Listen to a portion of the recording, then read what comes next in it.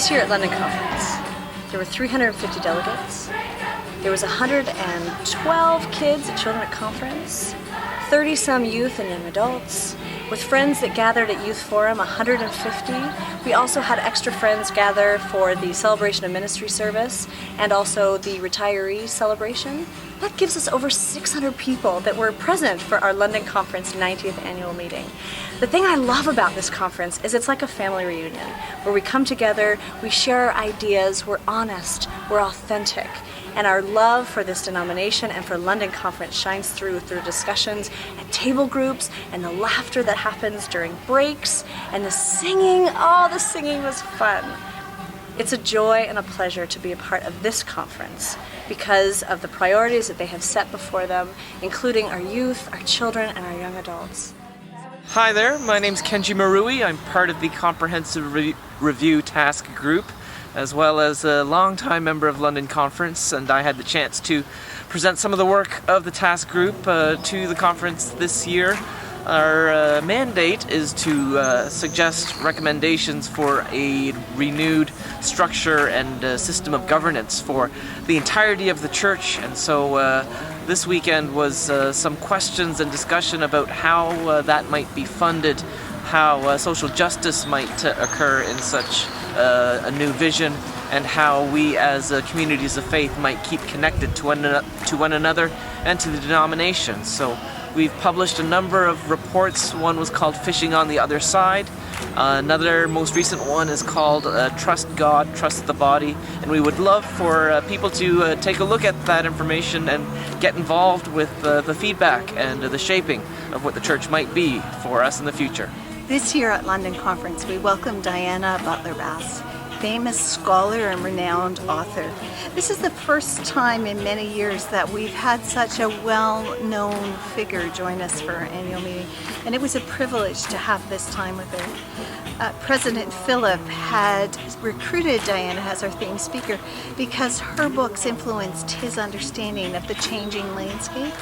She came to us and shared in a day before the annual meeting at Riverside United Church, and then in 2 theme presentations at the annual meeting, some of her insights into the changes in our culture and their impact on our church and what that means for us as we change as church. She gave us food for thought and encouraged us and invited us to look at the same picture with new eyes, to see the possibilities, not just the problems. If anything, I think that's what President Philip has done above all else with his theme this year. In every moment, he's taken the idea of change and given it life. And that's been a great blessing among us.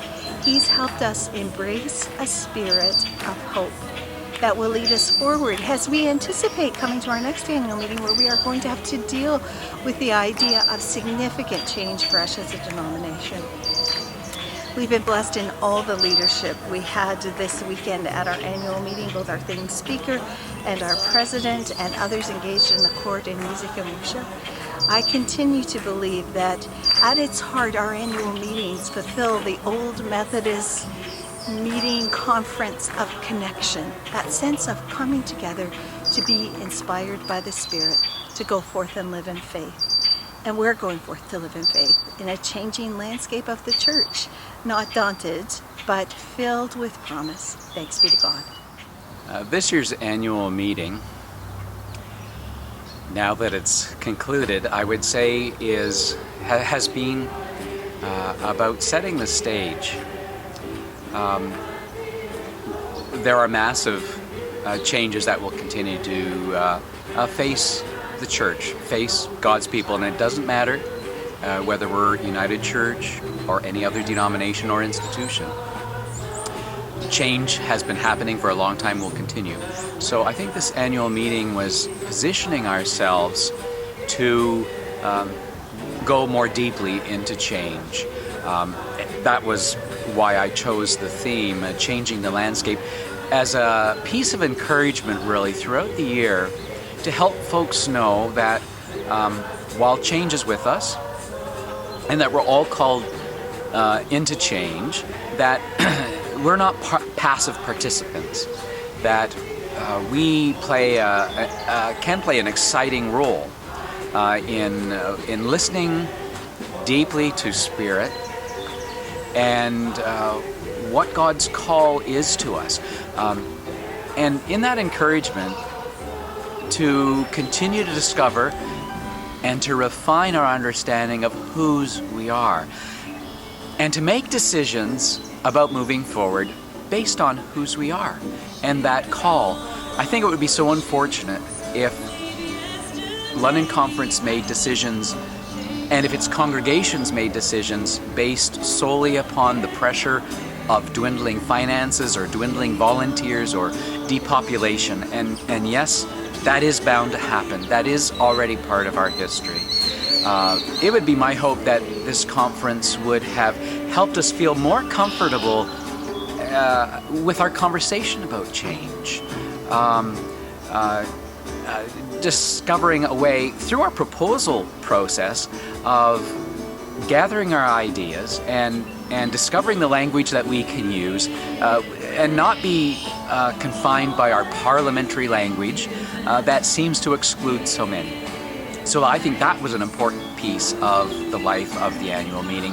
Practicing proposals, finding ways in a friendlier atmosphere, I trust, to discover the language that enhances the action we really want to take, the direction we want to pursue.